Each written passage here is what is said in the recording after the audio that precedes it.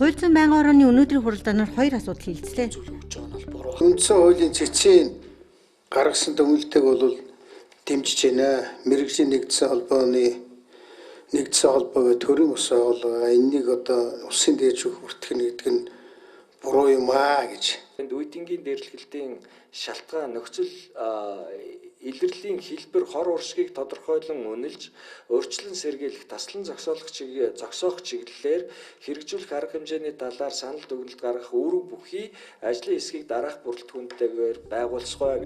Мэргэжлийн нэгдсэн холбооны эрх зүйн байдлын тухай хуулийн зарим зохицуулалт Монгол Улсын үндсэн хуулийг зөрчсөн байна гэсэн дүгнэлтийг үндсэн хуулийн цэц гаргасан. Уг маргааныг хянан шийдвэрлсэн үндсэн хуулийн цэцийн 2026 оны 02 дугаар дүгнэлтийг хууль зүйн байнгын хороо хүлээж авах нь зөв гэж үзээд дүгнэлтээ нэгдсэн хуралдаанд танилцуулахар боллоо.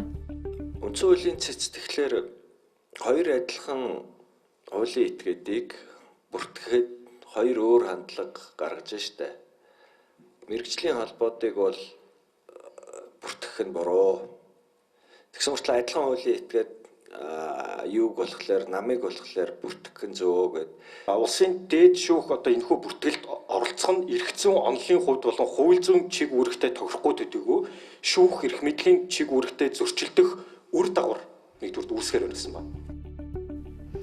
Үүнээс гадна хууль зүйн байнгын хорооноос үеийнгийн дээрлэхэлтээс урьдчилан сэргийлэх чиглэлээр эрх зүйн шийдэл боловсруулах ажлын хэсгийг байгууллаа. Уг ажлын хэсгийн ахлагчаар улсын хурлын гишүүн Одон Туяа ажиллана.